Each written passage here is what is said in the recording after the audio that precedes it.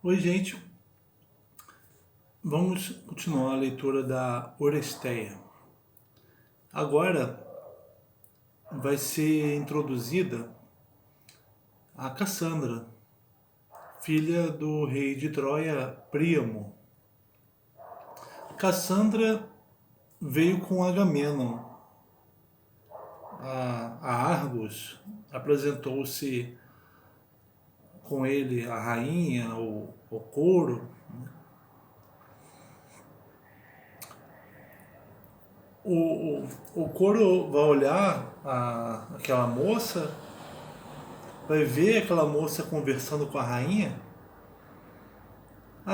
vai aparentemente recebê-la bem em casa.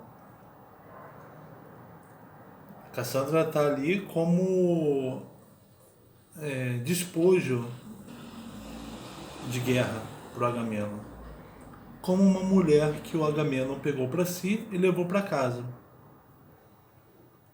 A rainha aparentemente vai acolhê-la bem, né? Mas isso é só aparentemente. A Cassandra percebe isso. A Cassandra fica muda com as perguntas com os discursos que a rainha faz para ela. A rainha, ela pensa que está diante de uma moça como se fosse uma fera, assustada, acuada, né? Ou alguém simplesmente que não sabe a língua dela.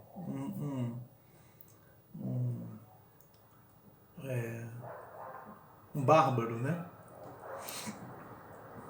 O coro também pensa isso. Aí a rainha fica cansada, ela cansada de jogar palavras para quem não vai respondê-la, né? E se retira. A Cassandra então resolve falar. Primeiro faz uma invocação a Apolo. Ela invoca Apolo e depois ela fala ao coro aquilo que ela vê, né, do passado e do futuro.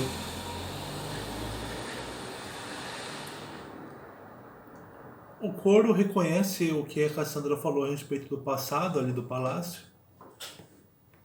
mas pela lealdade dele ao rei, ele não reconhece a premonição dela, de que mais sangue virá. Cassandra diz que no palácio há a presença de um nume. Que nume? As Erines. Erines que dançam, que foram atraídas pelo sangue.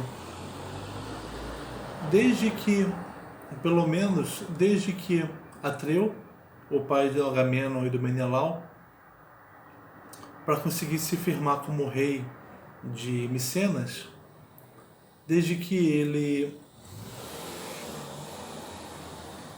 chamou o irmão dele, Tiestes, para um jantar, matou os filhos desse irmão, serviu a carne desses garotos no jantar, serviu para o irmão, fez o pai comer os filhos.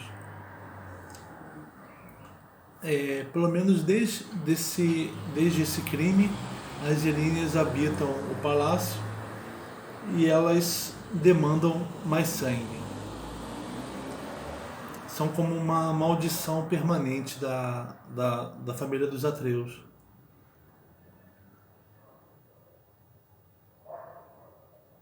O próximo sangue que ela demanda é o sangue do Agamenon.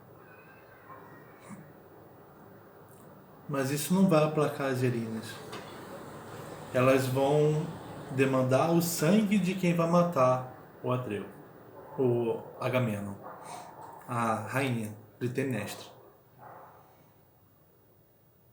Como eu disse, a princípio o coro não acredita nesse porvir, mas com a conversa com a Cassandra, ele acaba sendo persuadido. Esse livro aqui mitologia grega e romana, do Comelin, eu já usei muitas vezes, né? Mas faz um tempo que eu não uso. Ele é um dicionário sobre personagens da mitologia grega e romana. Tem uma parte sobre Cassandra que ele diz: filha de Príamo e de Écuba, Cassandra foi amada por Apolo, que lhe concedeu o dom da profecia. Em seguida, o deus arrependeu-se e, não podendo tirar-lhe o dom de predizer, desacreditou suas predições e a fez passar por louca. Seus prognósticos, suas advertências foram capazes apenas de torná-la odiosa. Disse que o Deus se arrependeu de ter dado esse dom para Cassandra porque ela se recusou a se deitar com ele. Então, já que ele não podia retirar esse dom dela, ele a fez ser uma pessoa que nunca seria acreditada, nunca teria o crédito de ninguém. Havendo predito reveses a Príamo, a Paris e a toda a cidade, Cassandra foi encerrada numa torre, na qual não cessava de deplorar as desgraças de sua pátria. Seus gritos e suas lágrimas redobraram quando soube da partida de Paris para a Grécia. Mas apenas riram de suas ameaças. Ela se opôs, mas sem êxito, à entrada do cavalo de madeira na cidade. Foi a forma que o Ulisses encontrou, né, para adentrar na cidade e que fez com que Troia caísse. Elas não acreditaram quando ela disse que a cidade seria arruinada e que isso estava sendo desencadeado pela ida de Paris até Grécia, a visita de Paris a Menelau, onde ele roubou a Helena. Ela também foi desacreditada quando ela falou sobre para os troianos não deixarem o cavalo entrar. Na noite da tomada de Troia, Cassandra refugiou-se no templo de Palas Minerva, onde Ájax, filho de Oileu, cometeu contra ela os piores ultrajes. Agamenon, a quem coube na partilha, comovido com seu mérito e sua beleza, levou-a para a Grécia. Em vão, então Agamenon levou com ele. Vamos então aqui ler o próprio Ésquilo.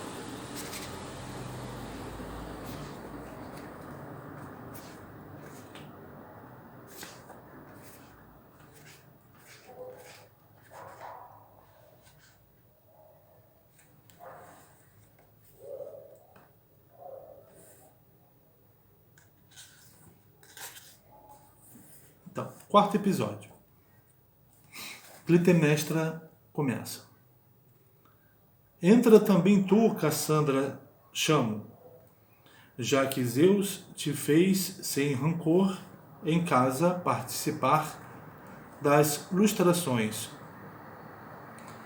com muitos servos de pé junto ao altar doméstico. Desce desse carro, não sejas soberba. Dizem que um dia o filho de Alquimena, o Héracles, vendido, suportou comer do pão escravo. Se impende a coerção desta sorte, a graça é por donos antigos na riqueza. Quem teve boa colheita não esperada é em tudo cruel com os servos a rigor. Tens de nossa parte, como é o costume.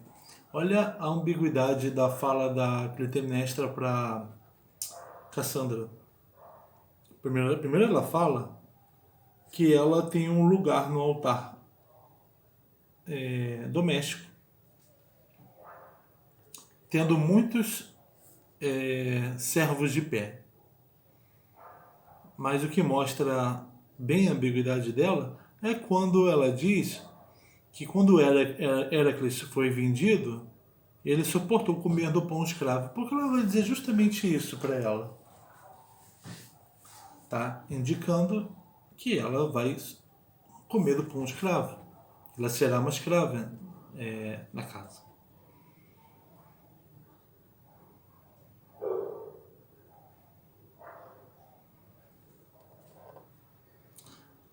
Cassandra. Não, o coro. Contigo, ela acaba de dizer clara palavra. Presa dentro de fatídica armadilha, atenderias, se atendesses. Talvez não. A Clitemnestra, de novo. Mas se não é como a andorinha, dona de voz bárbara, ininteligível, com a palavra persuado o seu espírito. Clitemnestra diz: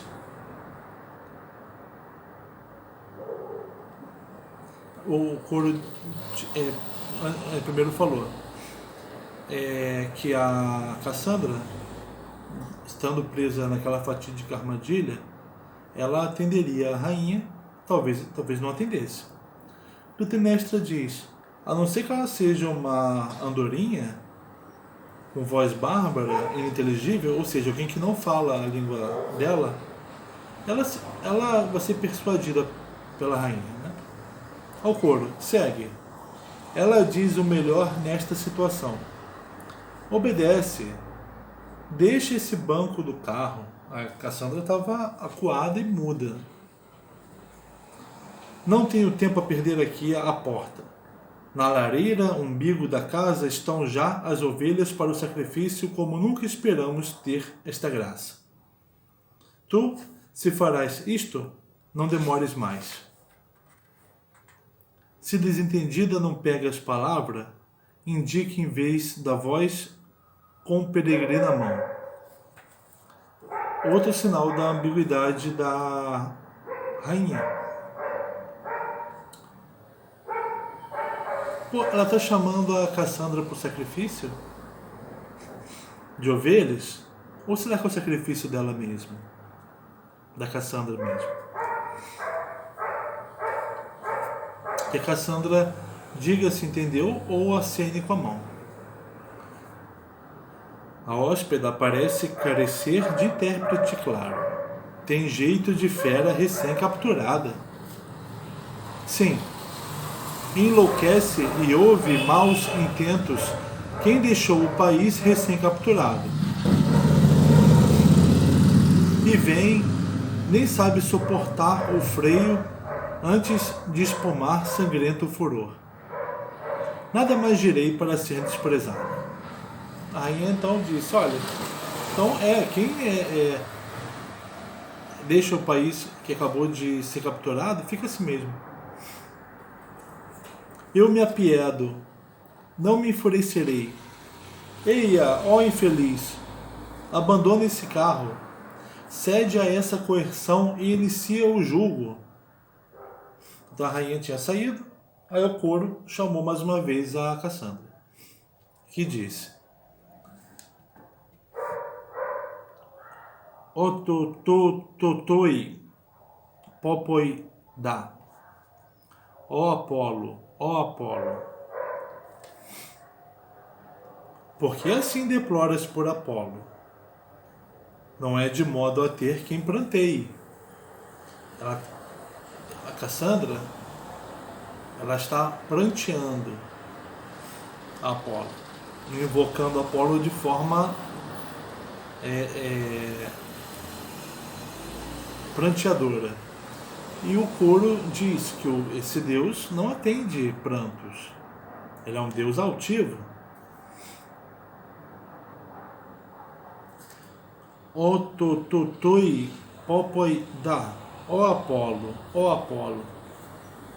Ela com gemidos chama o Deus a quem não convém presidir lamúrias? Ó Apolo. Viário. Abolitivo meu, Aboliste-me sem esforço outra vez. Ela está pedindo que Apolo a livre, né, de alguma coisa. Parece vaticinar seus próprios males.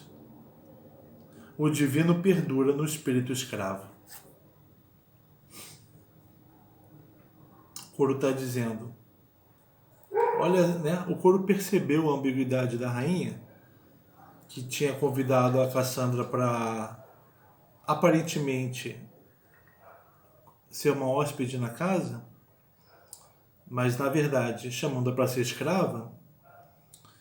E o coro percebe a intenção percebe isso que a rainha falou, de verdade, né?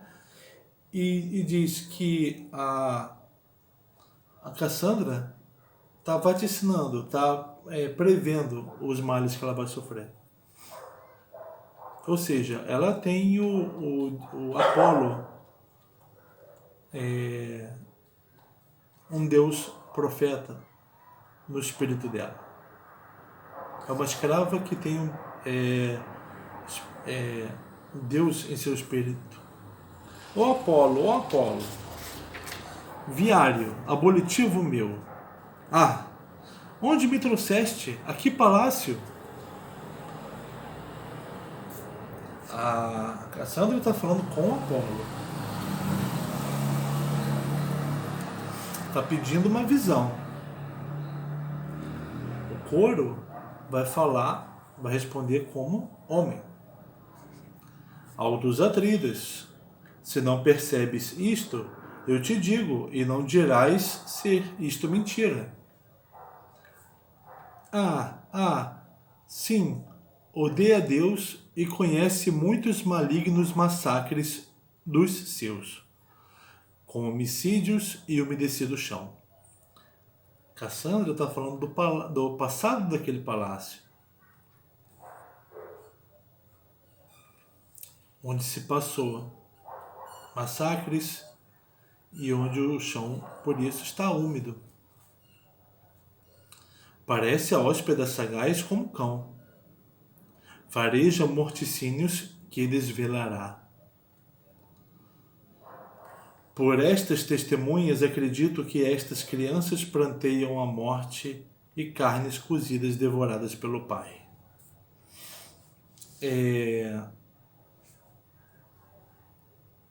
Cassandra está falando que as crianças, filhos de Tiestes, ainda choram por terem sido mortas e terem as carnes cozidas e comidas pelo próprio Pai. De tua glória, como adivinha, estamos cônscios. Não buscamos nenhum profeta. O coro acredita na Cassandra. Não funciona para ele a punição que o Apolo aplicou a ela, né, de não ser acreditada por ninguém. Mas ele diz que eles não buscam profeta. E ó Popói, o que se trama? Aí ela vai falar do porvir. Que nova dor é esta?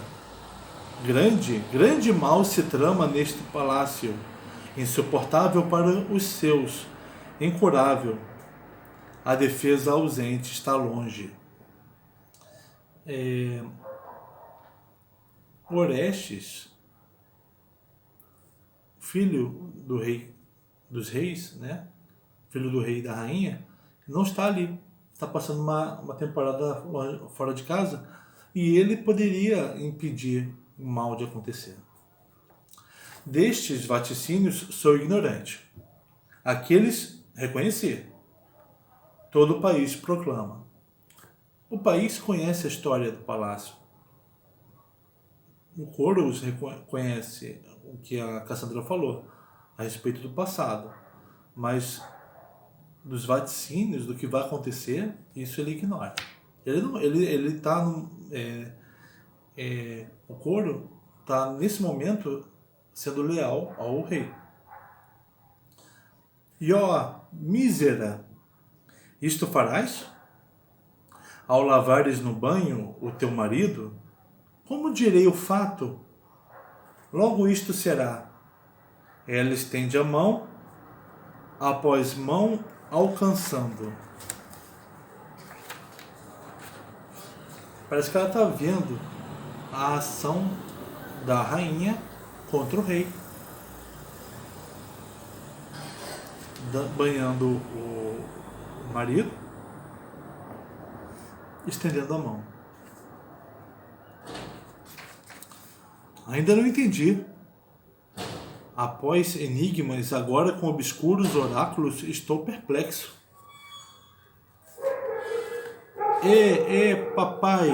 Papai, o que se vê aqui é um laço do Hades, mas a rede é o seu cônjuge, a coautora do massacre.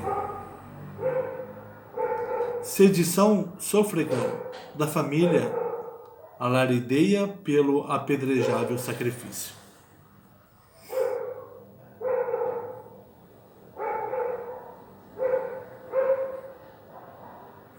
Então, o laço do Hades é a captura que o Hades faz de uma nova alma. Qual é o agente dessa captura? O cônjuge. A coautora, ou seja, tem um autor da morte. Que Erines mandas tu estrondar no palácio? Não me alegra a palavra. Corre-me ao coração pálida gota, que nos abatidos por lança coincide com os raios do ocaso da vida. Rápida vem a ruína. O coro pergunta: que Erines, né? Que deusa vingadora? A Cassandra está mandando estrondar, está manifestando, tornando visível para o coro. Isso não alegra.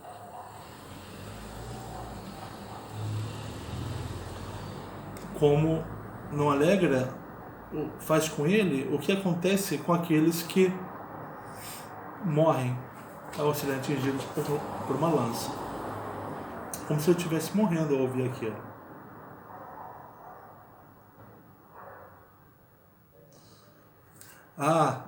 Olha, põe longe da vaca o touro.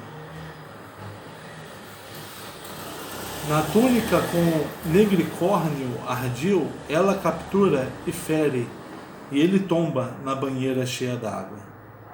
Narro-te o caso de dolosa homicídia bacia. Cassandra está falando de forma cada vez mais clara. Mesmo usando a imagem da vaca e do touro.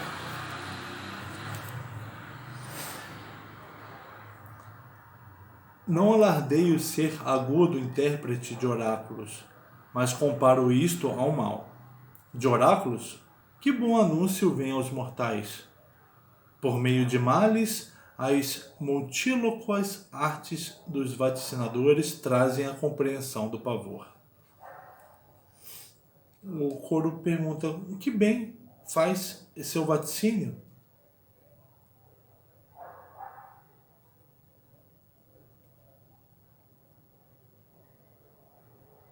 Os profetas, eles não costumam fazer bons anúncios, né?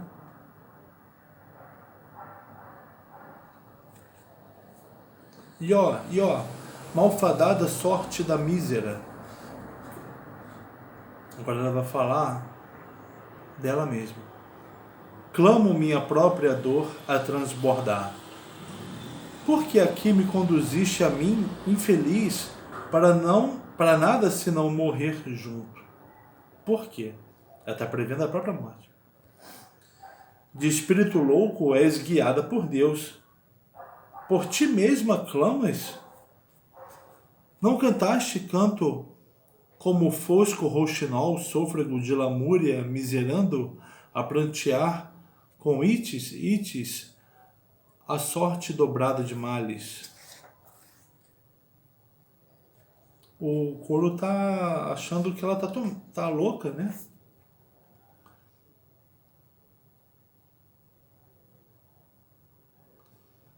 E ó, vida de Canoro Rouxinol, deuses lhe deram a ligeiro corpo e doce viver, isento de lágrimas.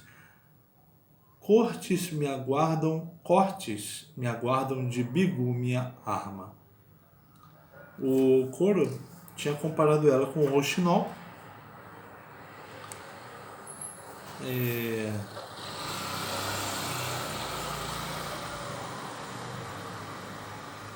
Não, dizendo que ela não cantou como o Rouxinol. E ela disse que ela é diferente do Rouxinol, porque a eles foram dados viver de forma doce e ela vai ser morta. Porque tens súbitas e divinais aflições inúteis e modulas pavores com nefanda voz, junto com incitantes cantos? Por quem delimitas maligna eloquência no caminho dos vaticínios? E ó, núpcias de pares funestas aos seus. E ó, pátrio fluxo de escamandro, outrora às tuas margens, mísera, cresci com teus cuidados. Agora, à beira do Cocito e das ribas do Aqueronte, creio logo vaticinarei. Que palavra tão clara proferiste, criança ouvindo entenderia.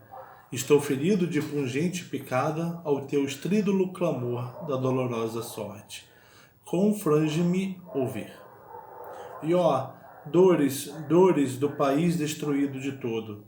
E ó, paternos sacrifícios por nossas torres, mortíferos a muitos herbívoros bois. Não forneceram recurso de não padecer o país como devia. Eu, ardorosa, logo cairei por terra. Tá lembrando do país dela? Destruído? Sem recurso? E ela logo também cairá.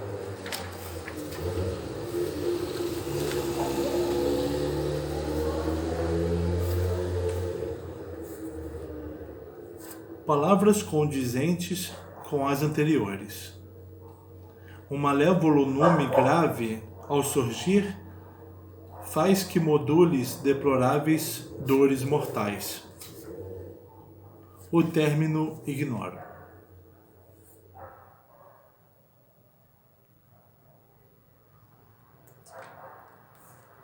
O oráculo agora, não mais através de véus, estará fitando como recém-casada noiva, e clareante vento parece que soprará a leste, de modo a marulhar qual vaga a luz do sol, muito mais do que esta paciente dor. E darei instruções não mais por enigmas. Confirmai se, conseguindo a pista, farejo vestígios dos crimes outrora perpetrados. Um coro nunca abandona esta morada consoado, não suave, pois suave não fala. Para maior ousadia, bêbado de sangue humano, o bando perdura no palácio, cortejo difícil de sair, congêneres erines, assíduas na moradia, ineiam no hino o primeiro error, e uma após outra abominam o leito do irmão, hostis a quem o pisou. Falei ou atinjo algo qual um arqueiro? Ou sou falsa adivinha mendiga faladeira? Ser testemunha jurada de que conheço os prístinos desacertos deste palácio. Cassandra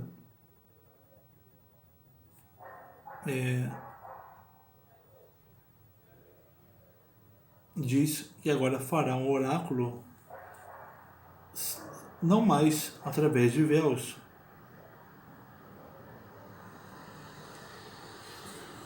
Falará agora sem ser por enigmas. Ela pede do coro a confirmação se ela farejou certo a pista dos crimes antigos.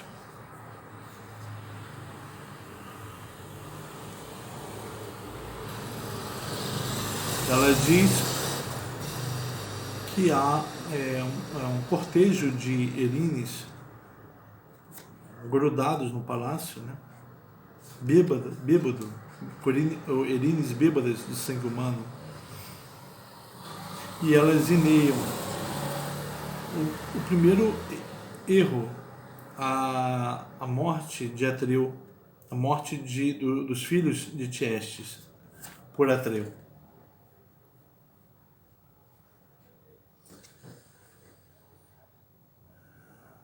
Então, elas abominam o leito do Agamenon. O coro. Como bem penhorado penhor de juramento poderia sanear? Admiro-me de que tu, criada além mar, logres falar de país estranho, como se nele tivesses domicílio. Pois é, ela vem de muito longe. O adivinho Apolo me pôs neste ofício. Atingido, ainda que Deus, pelo desejo, né? Por que Apolo vai te dar esse dom? Ele desejou você? Antes eu tinha pudor de dizer isso. Todos são mais mimosos quando prósperos.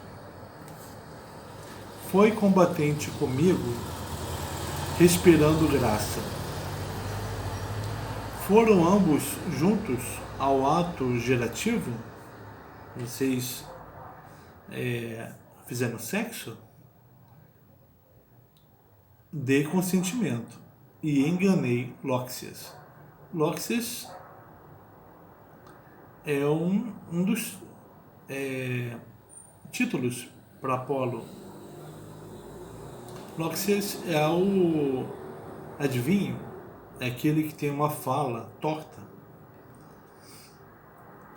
Já possuída por artes divinatórias, já tinha ganho os dons, já vaticinava toda dor aos cidadãos.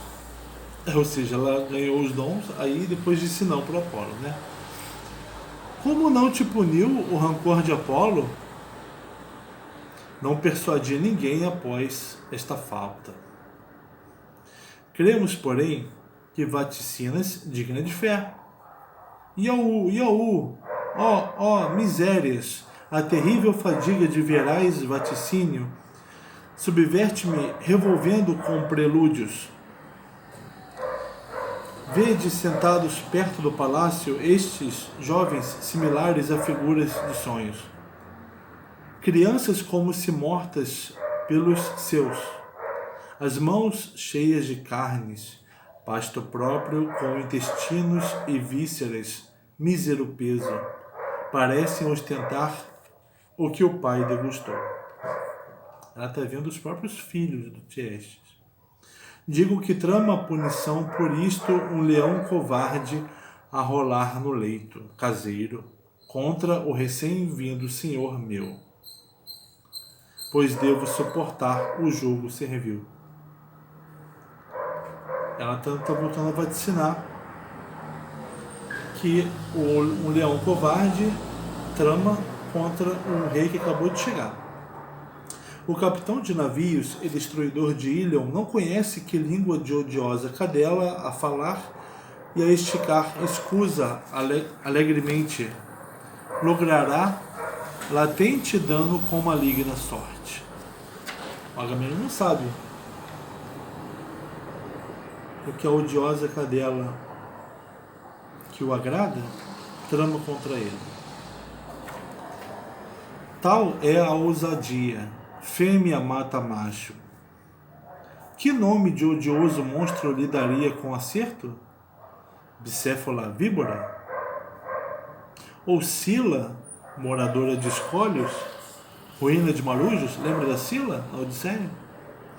Imoladora mãe de Hades a soprar nos seus implacável ares? Como lançou alaridos a insolente tal como na virada do combate. Parece alegre com a salvação do regresso. Dá no mesmo, se disto não vos persuado. O futuro virá, e tu presente logo me dirás, por lástima adivinha, por demais verás. O festim de tiestes com carnes de crianças.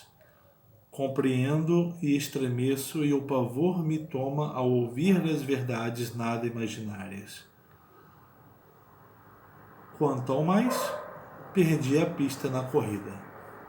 Segunda vez que ele fala que ele não acompanha o que ela está dizendo sobre o futuro. Ela vai ser mais direta ainda. Digo que verás a morte de Agamenon. Ó mísera, em bom augúrio repouses a boca? Fala algo bom, só fala coisa ruim. Mas Peã não preside mesmo tal palavra.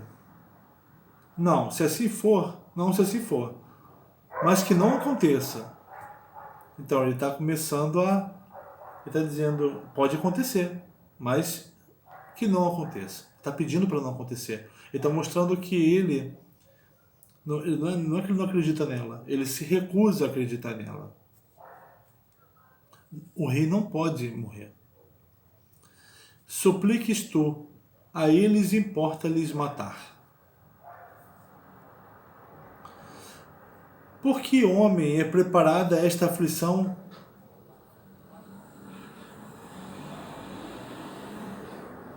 Ele está perguntando que homem vai preparar a morte do Agamenon. Não escutou o que ela falou? Que vai ser a esposa dele com o amante? Extraviaste muito de oráculos meus. Não entendi o ardil de quem executa. Contudo, conheço bem a língua grega. Você não me entendeu porque você está se recusando a entender. Também o oráculo pítio, difícil todavia. Papai, que fogo este invade-me? O Totoi, lupino Apolo. Ai de mim, essa leoa bípede junto com o lobo deitada na ausência do nobre leão, matar-me-á a mísera. Rainha e o seu amante deitados na ausência do nobre leão. Vão matar-me. Como remédio porá ainda a minha paga na poção. Aguçando o gládio para o marido, gloria-se de puni-lo com morte por ter me trazido. Por que mantenho para minha irrisão isto? Cetro e fitas divinatórias no pescoço. Ela vai arrancar de si mesma fitas divinatórias que ela usa ao pescoço. Destruirei isto antes de minha morte. Abaixo, arrebente-se, eu seguirei junto. Fazei rico de perda outrem em vez de mim. Eis Apolo mesmo despindo-me as vaticinas vestes, ele que me espreitou ainda com estes adornos, escarnecida por amigos hostis. Sem dúvida vãos. Como profetiza um ambulante, suportei mísera o nome de famélica mendiga. Ela foi maltratada em Troia. O adivinho cobrou de mim a adivinha. Agora me conduz a esta sorte funesta. Ela está atribuindo a Apolo a má sorte dela, como se ele estivesse cobrando a falta que ela teve com ele. Em vez do altar paterno, o cepo espera rubro de sangue cálido da imolação.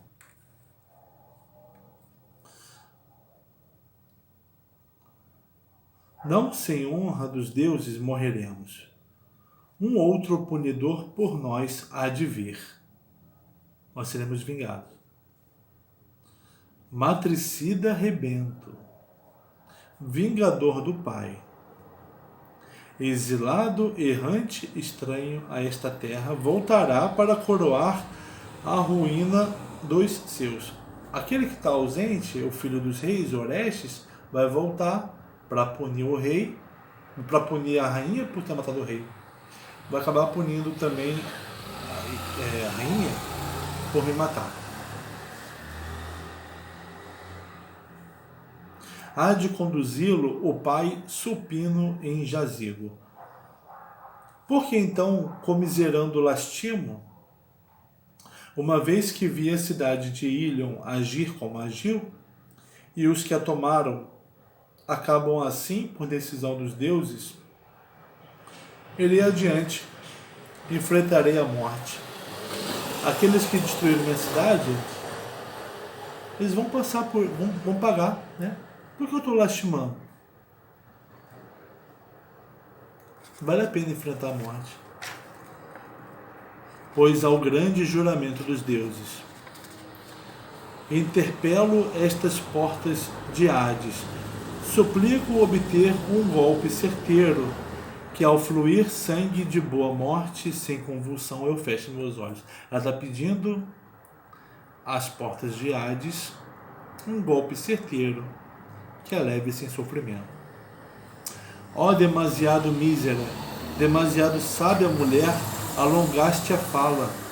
Se conheces mesmo a tua morte, como vais ousada, como reis, tangida por Deus para o altar?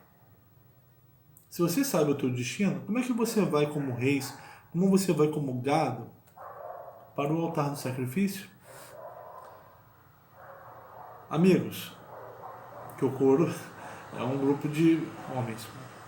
Não há evasiva por mais tempo. O último tempo tem o maior valor. Veio este dia, pouco lucro há na fuga. Ela está reconhecendo que o destino dela chegou. E ela reconheceu depois que ela falou que isso é a morte dela virá com a morte do Agamemnon, aquele que destruiu a casa dela.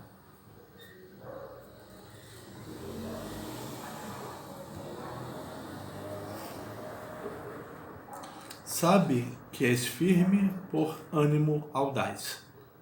Não me ouvem isto os de bom nome. Enfim. Mas gloriosa morte é graça para mortal. Ai de ti, Pai, e de teus nobres filhos. O que faz? Que pavor te faz voltar? Porque agora você está lamentando de novo? Peu, por que Peu? Que horror tens em ti?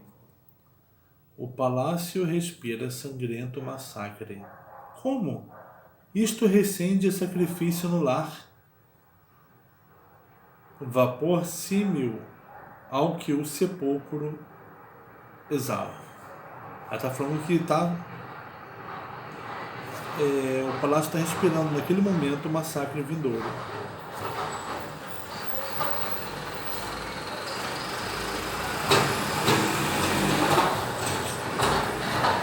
Dizes, não perfume sírio no palácio? Irei plantear no palácio minha sorte e a de Agamemnon. Basta de viver, e ó hospedeiros, Não deploro moira, destino, como ave tímida, mas por mim morta testemunhai isto. Quando por mim, a mulher morrer, e por mal casado o homem cair. Este dom de hospitalidade peço ao morrer.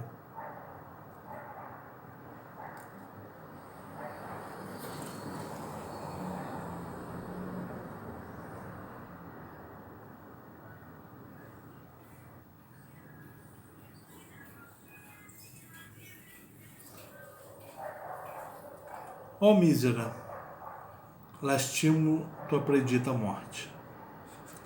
Ainda uma vez quero dizer palavra, ou a minha própria nênia,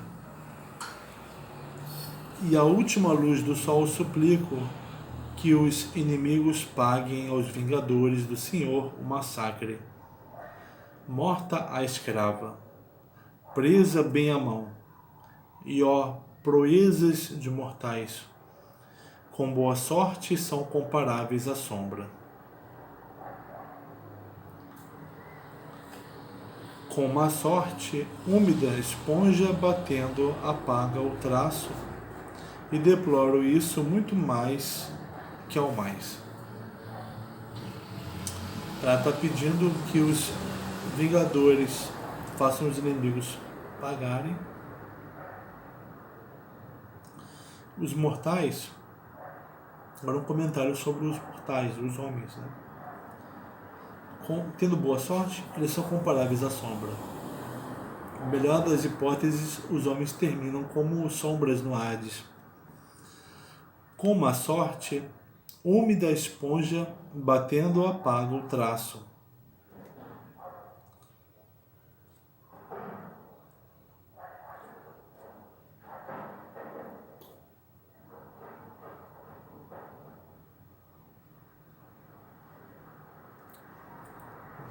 A meu ver, isso significa que, na pior das hipóteses,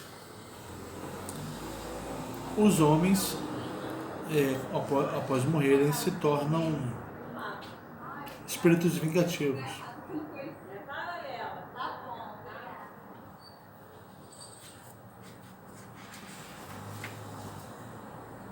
Depois a gente volta.